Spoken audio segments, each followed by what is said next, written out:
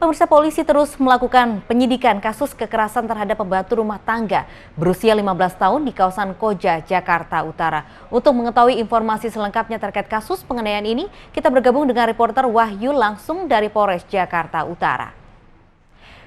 Ya, apa perkembangan terbaru dari kasus ini? Silakan.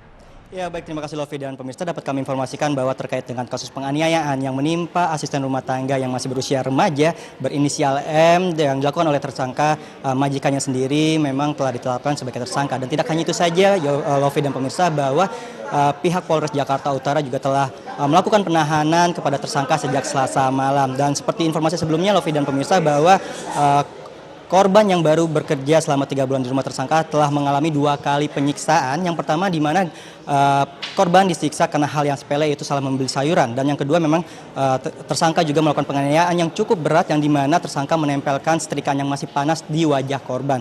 Dan terkait dengan proses perkembangan kasus ini, di samping saya sudah ada Kasat Reskrim Polres Jakarta Utara, AKBP Yuldi Yusman. Ya, selamat siang Pak Yuldi. Selamat siang. Pak, mungkin bisa dijelaskan proses perkembangan kasus ini seperti apa?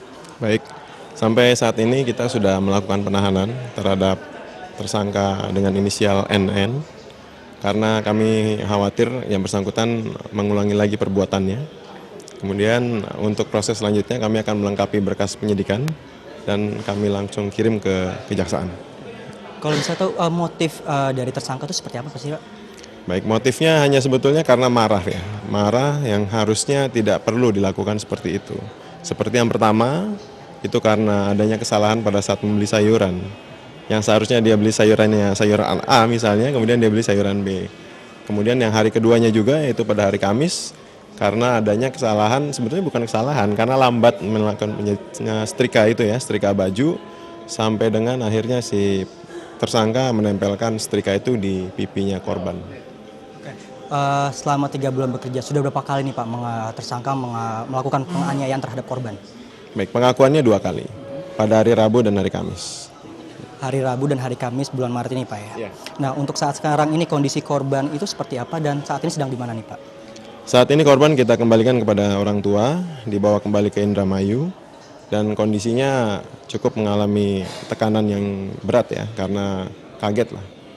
Luka bakar di pipi dan sampai saat ini masih belum sembuh. Oke Pak, terkait dengan penganiayaan ini, hukuman apa yang diberikan kepada tersangka nih Pak? Dikenakan pasal berapa? Kami menerapkan Undang-Undang Penghapusan Kekerasan dalam Rumah Tangga, yaitu Undang-Undang Nomor 23, yang mana pasal yang kami terapkan pasal 44. Dengan hukuman? Penjara 5 tahun. Oke Pak Yuldi, terima kasih banyak Pak ya. Ya demikian Lofi perbincangan kami dengan Kasat Reskrim Polres Jakarta Utara AKBP Yuldi Yusman. Kembali ke Anda ke studio.